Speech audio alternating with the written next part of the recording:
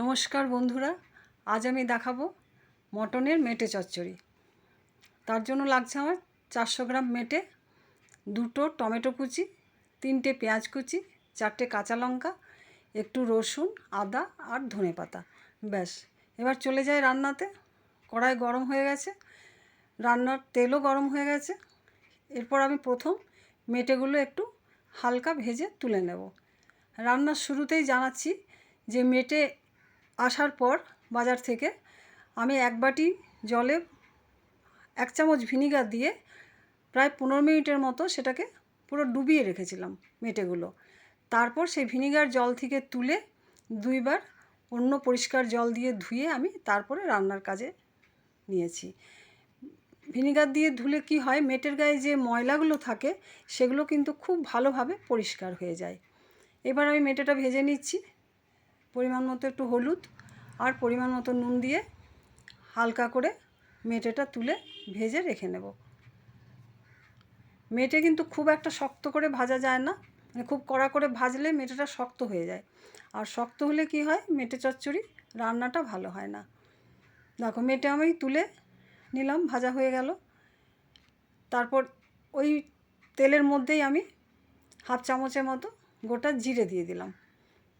জিরেটা একটু ভাজা হোক, ভাজা হলে আমি সেখানে 4টে কাঁচা লঙ্কা আছে, সেই 4টে কাঁচা লঙ্কা দিয়ে একটু নেড়ে চেড়ে নেব।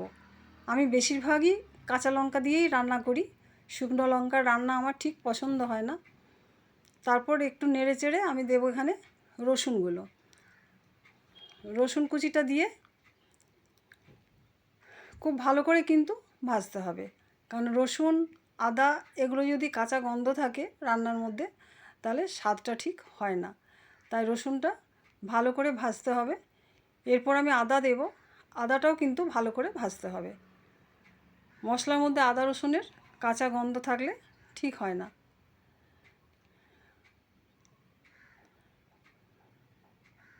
আদা আর রসুনটা দেখো খুব ভালোভাবে ভাজা হয়ে গেছে। এরপর দেব আমি পেঁয়াজ কুচিগুলো।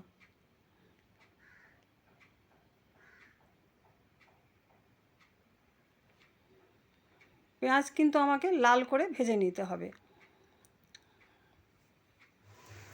দেখো, পেঁয়াজ ভাজা হয়ে গেছে, আর দেখে বুঝতেই পারছো কত কম তেলে আমি রান্নাটা করছি, কড়াই দেখলেই সেটা বোঝা যায়। এরপর দিলাম আমি টমেটো কুচিগুলো। টমেটো আর পেঁয়াজ একসঙ্গে ভালোভাবে মিশিয়ে নিতে হবে। একটু আমি নুন দিচ্ছি এই কারণে যে এখনকার টমেটো পাকা হলেও রান্নার সময় কিন্তু খুব তাড়াতাড়ি নরম হয় না, মানে তার জন্যে নুন দিলে খুব তাড়াতাড়ি গলে যাবে সেটা। পরিমাণ মতো হলুদ দিলাম, আর দিলাম কাশ্মীরি লাল লঙ্কার গুঁড়ো 1/2 চামচের মতো, আর দেবো আমি ধনে গুঁড়ো 1/2 চামচ। এরপর এই শুকনো মশলাগুলো খুব ভালো করে আমি টমেটো আর পেঁয়াজের সঙ্গে মিশিয়ে নেব। পরিমাণ মতন চিনি দিয়ে দিলাম। এরপর এটা একটু রান্না করতে হবে যেন টমেটোগুলো ঠিকভাবে গলে যায়।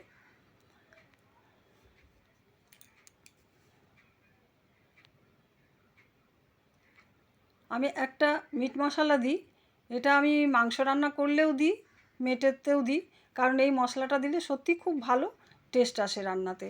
তোমরাও যদি ইচ্ছে হয় একবার দিয়ে রান্না করে দেখতে পারো। তারপর মশলাটা দেওয়ার পর আমি এর মধ্যে ভাজা মেটেটা ছিল সেটা দিয়ে খুব ভালোভাবে মিশিয়ে নেব।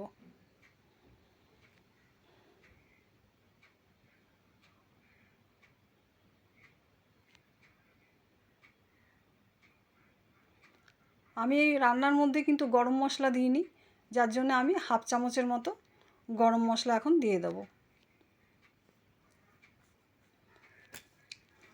গরম মশলা দেওয়ার পর একটু জল দিচ্ছি, কারণ কড়াইয়ের নিচে যাতে লেগে না যায়, তাই জল দিয়ে খুব ভালোভাবে পুরোটা মিশিয়ে নিচ্ছি।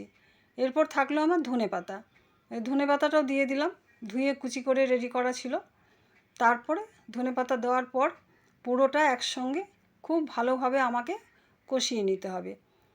একটাই কথা বলছি যে মাংস, মেটে, সবজি যাই হোক না কেন, কষানোর ওপরেই কিন্তু রান্নার স্বাদ আসে।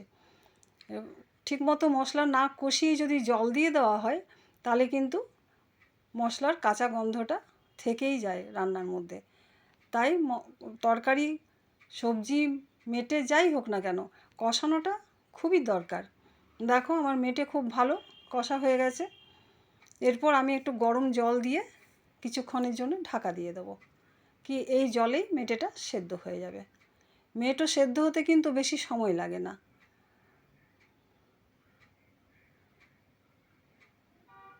দেখো কত সহজেই আমার রান্না হয়ে গেল।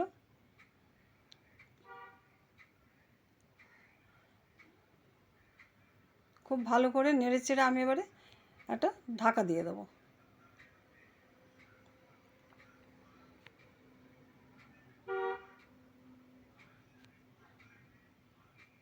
দেখো ঢাকা খোলার পর দেখা যাচ্ছে জল শেষ হয়ে গেছে, মেটেও আমার সুন্দর রান্না হয়ে গেছে। দেখে বোঝাই যাচ্ছে মেটে ভালো রান্না হয়ে গেছে। তোমরাও বন্ধু এইভাবে একবারে বন্ধুরা রান্না করে দেখো, সত্যি খুব ভালো হয়। কিন্তু রান্না করার পর যদি ভালো লাগে তাহলে আমাকে কমেন্টে অবশ্যই জানিও। আর রান্না করে যদি খেয়ে থাকো, যদি তাও ভালো লাগে খেয়ে পর, তবে অবশ্যই একটা লাইক দিয়ে তোমাদের বন্ধুদের সঙ্গে শেয়ার করো, কি তারাও যেন এই স্বাদটা একবার নিতে পারে। তাহলে চলো বন্ধু, আজকের মতন এখানেই শেষ। বিদায়, টাটা।